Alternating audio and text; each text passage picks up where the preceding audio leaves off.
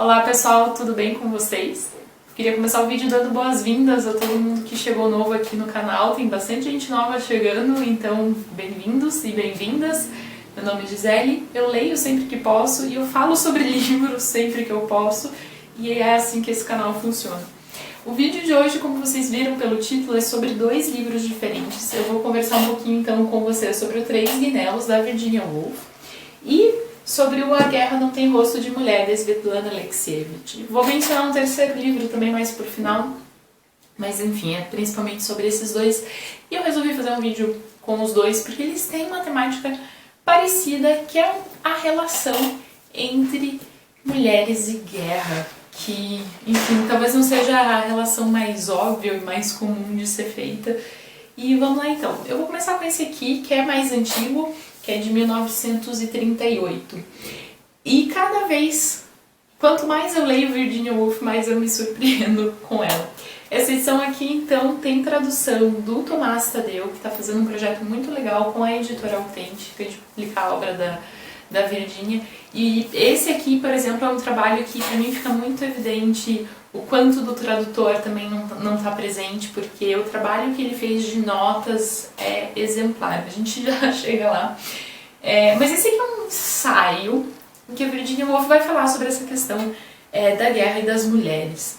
O que me surpreende muito sempre que eu leio ensaios da Virginia Woolf é como ela excede qualquer expectativa que a gente pode ter sobre esse gênero, assim, em termos literários mesmo.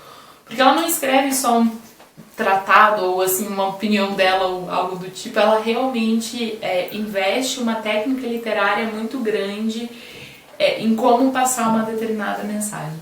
Então esse ensaio aqui tem um formato de uma carta, na realidade, uma carta para um homem supostamente teria enviado para Virginia Woolf um pedido de ajuda, que ela apoiasse em termos de assinatura e em termos monetários um projeto pacifista. Então, 38, né, a gente está aqui entre as duas grandes guerras europeias, um pouco antes da Segunda Guerra Mundial, quando já existia talvez um clima de que talvez a guerra fosse existir, né, já existiam tensões políticas bastante grandes, e essa pessoa então tá procurando ela para fazer esse projeto pacifista. E a resposta dela para essa pessoa, que ao que tudo indica é uma pessoa imaginária, ao que tudo indica esse destinatário não existia, mas ela vai fazer um grande ensaio sobre a relação entre guerra e mulher e falar: veja só, você está pedindo minha ajuda agora, mas vamos analisar tudo isso com um pouco de calma.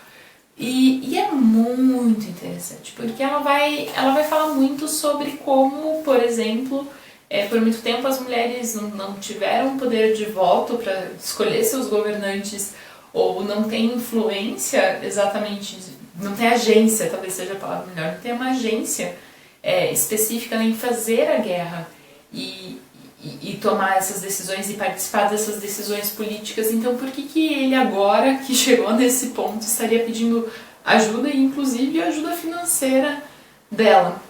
E ela vai pensar que a gente vai conversar sobre isso no outro livro. Eu acho curioso pensar como são quase que dois mundos diferentes, assim. Mas por enquanto nesse aqui, a ideia dos Três Guineus ela tem 3 moedas e ela está decidindo então para onde que ela vai dar. E ela vai dar uma moeda então para a educação das moças, ela vai dar uma moeda para capacitação, a profissionalização das mulheres, e vai dar uma moeda então para esse projeto de paz. E ela é pacifista, assim, me parece que ela está se pondo contra a guerra, mas ela está dizendo que toda essa sociedade, toda essa formatação de sociedade atrela a masculinidade a uma situação de guerra, e essa militarização e como que ela acredita que isso funciona na sociedade e por aí vai. É um livro bastante complexo, eu acho que nem sempre a argumentação dela também está tão clara assim, mas é um livro bem interessante. Em termos de ensaio, ele é muito bem escrito, porque tem esse formato dessa carta para esse suposto pessoa que está pedindo dinheiro, ele tem isso de estar dividido nesses três gnéus, esses três projetos, talvez, e isso tudo é muito interessante. E faz dele estar muito bem escrito, né? Ela não está escrevendo um ensaio quase que sem propósito, ela está escrevendo para alguém, né? Tem esse charme todo literário. É muito interessante também o jeito que ela constrói, porque tem notas dela mesma, notas de fim dela mesma, isso não é pouco. Então as notas dela começam aqui e terminam...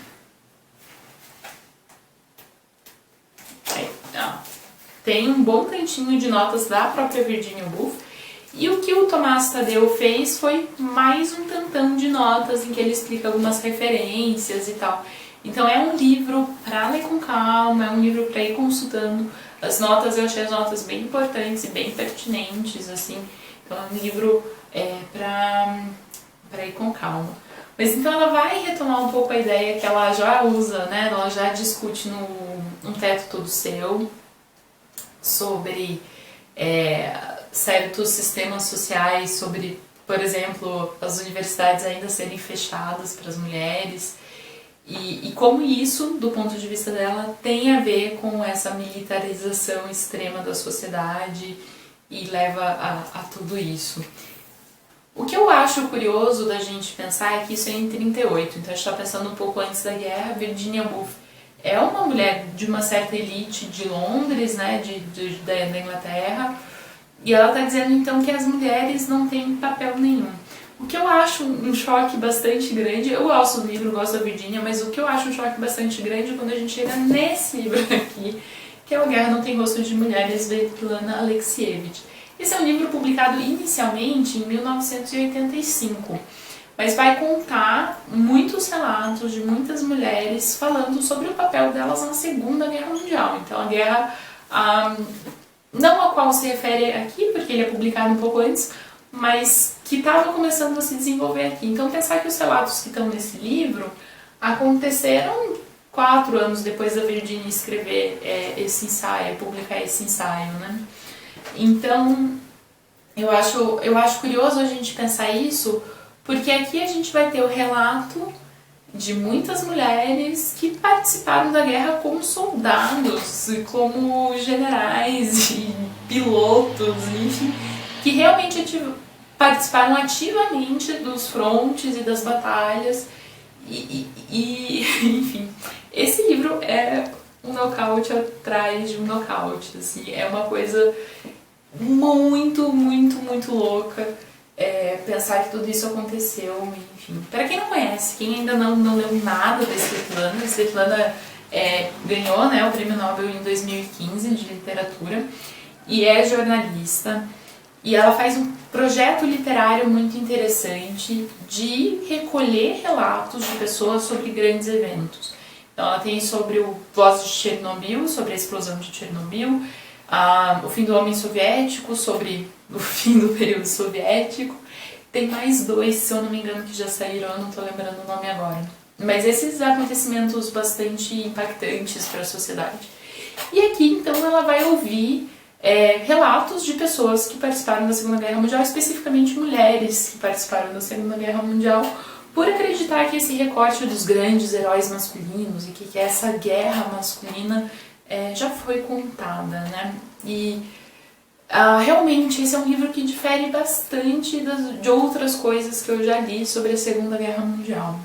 A sensação que eu tenho é que a técnica da Svetlana, assim, o que eu acho mais similar na literatura à técnica da Svetlana é o que as pessoas que colecionavam contos faziam, né? Os irmãos Grimm, por exemplo, La Fontaine, e essa galera ali do período romântico, eles iam e recolhiam esses contos compartilhados, esses contos da tradição oral, e recolhiam isso em livros. Eu acho que Svetlana faz algo muito parecido, menos romântico, obviamente, e isso talvez seja mais um relato dos nossos tempos do que qualquer outra coisa, mas ela vai então entrevistar as mulheres que participaram da guerra e montar essa narrativa com esses relatos. Ela vai transcrever isso, ela vai pôr isso numa determinada ordem, ela vai fazer uma espécie de recorte, faz ali toda uma montagem, e é curioso, esse livro aqui é o segundo livro que eu leio dela, tem um pouquinho mais de uma orientação dela. Em determinados momentos vem a própria voz da Svetlana falando sobre o projeto de pesquisa, falando sobre fontes e tal, coisa que eu não lembro de acontecer com tanta frequência assim no Vozes de Chernobyl. Posso estar esquecendo alguma coisa. Mas enfim, o que me choca um pouco, principalmente quando a gente compara esses dois livros, é que as mulheres desse livro aqui estão lá, assim, estão sendo feridas, elas são mulheres que têm sangue, sabe? É aquela coisa que a gente não espera, né? Essa ideia da Penélope que ficou esperando o Odisseu e tal. Acho que a gente tem muito esse imaginário de uma mulher na guerra, né? Essa mulher que fica esperando. E aqui não, porque a gente tem meninas de 16, 18 anos que foram pra guerra, e em grande parte por um sentimento nacionalista e de cumprir o dever com a União Soviética e de proteger seu país e de estar todo mundo indo, eu não vou perder isso. Mas enfim, é um livro forte, é um livro bastante gráfico, elas descrevem questões materiais e corpóreas, elas vão falar muito sobre como é essa loucura de estar na guerra, de como o que isso faz com a psique de uma pessoa. Então é tudo muito impressionante, é um livro difícil de ler porque faz mal, a gente sente mal-estar, não é fácil entrar em contato com isso, mas eu acho que é aquele tipo de história bem importante que a gente não pode esquecer. Tem um filme levemente baseado nesse filme que chama Uma Mulher Alta ou A Mulher Alta. Filme muito bom também, indico bastante. Ele é levemente baseado, ele junta algumas histórias diferentes, cria algumas outras coisas. Ele tem uma aura muito parecida, né? Que é viver nesse pós-guerra, viver com essas experiências. Como é viver com essas experiências, ele vai fazer isso de um jeito um pouco diferente, mas eu acho que uma mensagem principal do filme é bastante parecido com a mensagem principal desse livro aqui. E o que eu acho muito, muito impressionante, né, essas histórias não terem sido coletadas antes. Muitas mulheres falam isso nas entrevistas de que bom que você tá vindo, porque a gente queria contar essa história e não teve ninguém para contar essa história até então. E isso me impressiona muito. O que eu queria falar ainda um pouco dessa imagem da Penélope que fica esperando na época de guerra, existe esse livro aqui, que eu li ano passado, na realidade, mas que eu acho que vale a pena mencionar, já que estamos aqui. Chama Few Eggs and No Oranges, The Diaries of Vera Hodgson. Essa aqui é uma inglesa que escreveu diários do período de 40 a 45, então período da Segunda Guerra Mundial. É um livro comprido e não foi traduzido ainda. Ele é um diário contando o dia a dia dessa mulher que ficou na Inglaterra vivendo no período de guerra, e o título é um resumo, né? Poucos ovos e nenhuma laranja. E o que eu acho mais interessante desse livro, ele é um livro longo, é um livro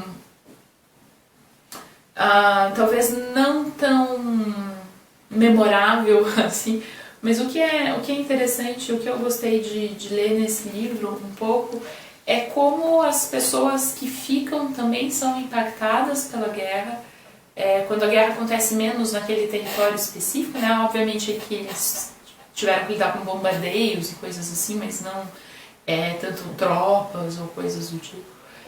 Como isso também deixa um rastro grande, como a sociedade funciona de um jeito diferente, como as coisas saem do padrão de normal e, de certa forma, há um novo normal se formando também, né? E as pessoas se adaptam e se acostumam, então ela vai lidar um pouco, né? Vai ser um pouco essa imagem da mulher que ficou esperando e tal. Mas é interessante ver como esse dia a dia não é nem um pouco romântico, como a guerra afeta vários pontos diferentes da sociedade. E, enfim. É interessante pensar, né, como são... Parece, assim, quando a gente lê esses dois livros mais ou menos perto, como eu fiz, parece que são mundos tão diferentes. Não parece que estão falando mais ou menos da mesma guerra, né? Obviamente ela não sabia que a guerra ia acontecer, mas já existia esse clima, né? São pouquíssimos anos de diferença entre esses relatos e é muito impressionante como essas questões de diferença de classe, de país, culturais, enfim, podem ter a ver com tudo isso também. Mas são duas obras, literariamente falando, muito interessantes e duas obras que valem bastante a pena. E é isso, pessoal. Esse é o meu vídeo de hoje, espero que vocês tenham gostado. Caso já tenham lido alguma das duas coisas, aviso o que vocês acharam nos comentários e a gente se vê no próximo vídeo. Tchau, tchau.